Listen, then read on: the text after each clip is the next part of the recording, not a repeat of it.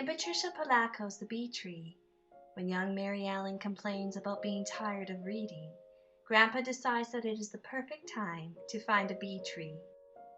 He pulls down a jar and the two of them are off to find where the bees make their home and keep the honey, the sweetest in the land.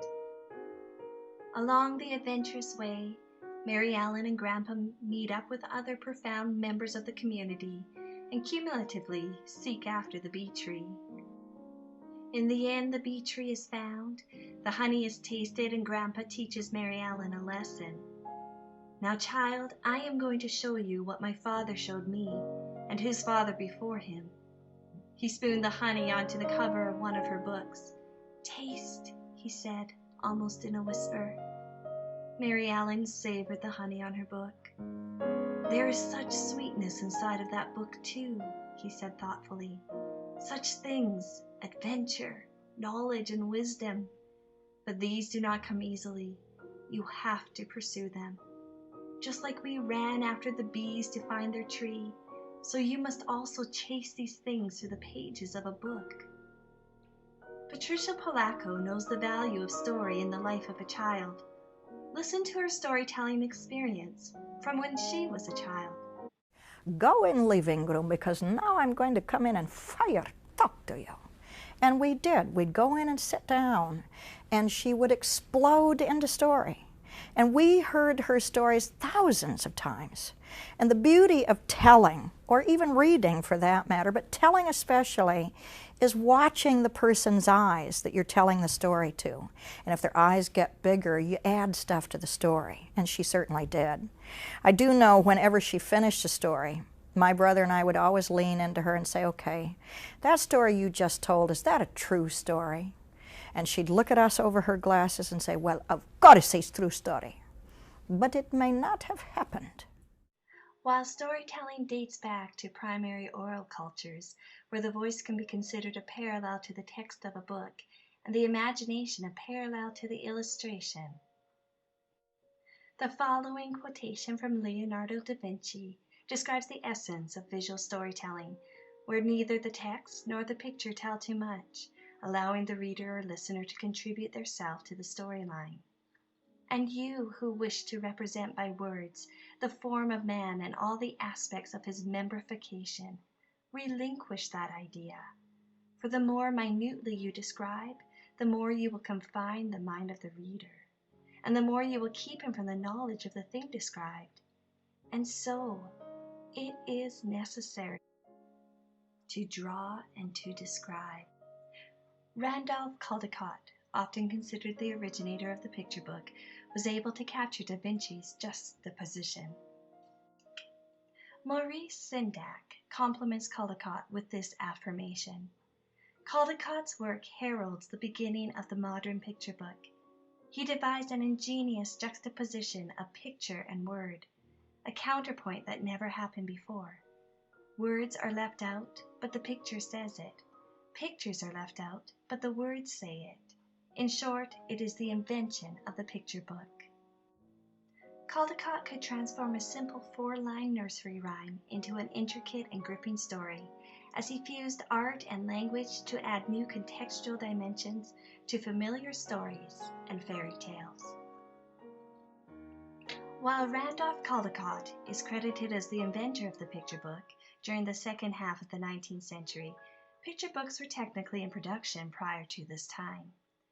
As early as 1658, John Comenius, a Czech educator, pieced together an educational book entitled Ortus Centralium Pictus, combining both text and picture. This picture book was first published in both Latin and German, and was a breakthrough in education for the young, as was the decision to teach the vernacular in addition to Latin.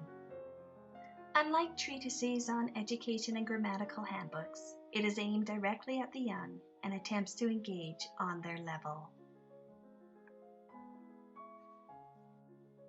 And then in 1789, William Blake merged text and illustration through his production of Songs of Innocence.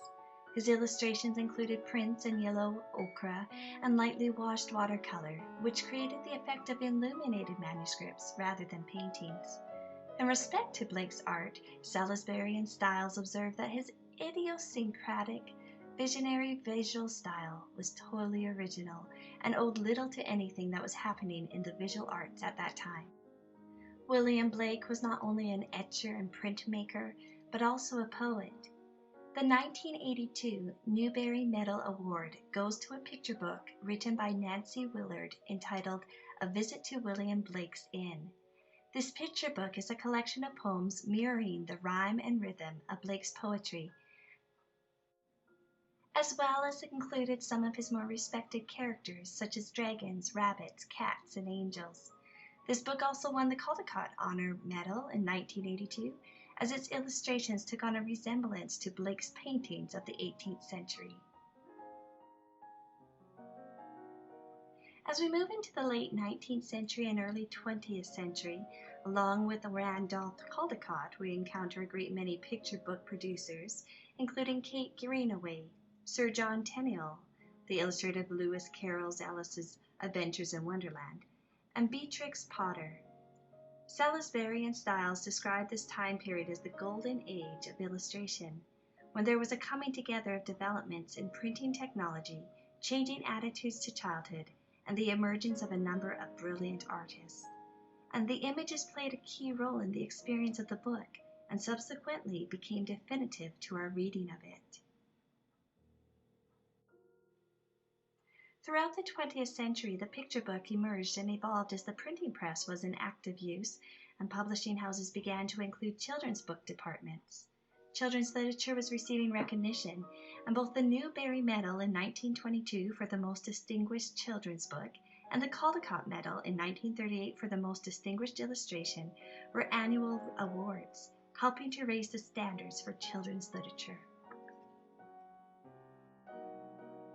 As we move through the 20th century and begin the 21st, picture books play a role far beyond that of entertaining or even educating. They take the child to a place and space that may only be encountered within the pages of the book. There are stories that need to be shared, and it is the picture book that can be the venue that holds the pages that represent the authenticity of characters, places, and plot.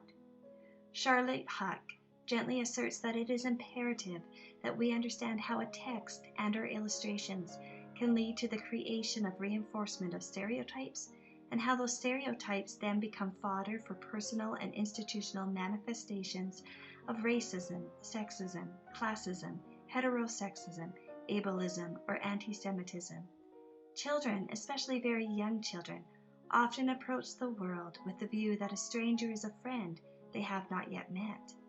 Individuals are not genetically predisposed to prejudice, bias, discrimination, or hate. These are learned behaviors.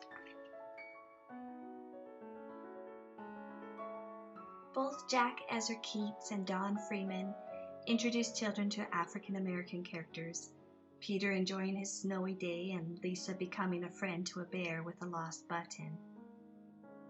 Patricia Polacco introduces us to Jewish communities and past prejudice, while Michael Kuzugak helps us to understand and embrace the Inuit culture. Alan Say welcomes us into Japanese history and the life of an immigrant, while Jan Brett warms us with the comfy cozy of the Nordic life. It is these stories that share a piece of the author and the illustrator's lives. It is these stories that are authentic. And they don't have the glory of understanding why other people do what they do and say different prayers and eat different food and perhaps even dress differently or look differently. So I think that's another thing literature, especially multicultural literature does, is it gives them an understanding that they otherwise are not going to have. They're not going to hear it in their own homes. So if they can read authentic stories and understand that the heart of humanity is the same. It doesn't matter how we're packaged on the outside. We're all the same. I think that does a great service to molding a child to be a citizen of the world. In present day, the picture book is no longer only found on bookshelves in homes and in libraries, but also can be found online through ebooks or on sites such as Storyline Online or Overdrive.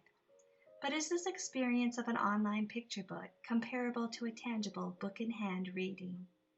A quotation from John Skuse, as reiterated by Popova, relates what is presently available online for children and hints at what potentially could be. The ebook isn't about winning or losing. It's about an exploration and experience, rather like a pop-up book. What many publishers are doing wrong at the moment is just copying printed picture books onto this format, which does both media a disservice. It's just like looking at a PDF. Children will simply flick through. A printed picture book is a particular kind of physical experience that can be savored and revisited. The ebook needs to exploit its own particular characteristics and strengths to evolve as similarly special but distinct in appearance. The picture book is something to be experienced, something to be explored, savored, revisited. Perhaps the next century will see the picture ebook become something sensational. But until then, I'll gather my littles on the couch and make sure they get to know many new people and places as we travel through the pages of thousands of picture books together. There is no frigate like a book to take us lands away, nor any coursers like a page of prancing poetry.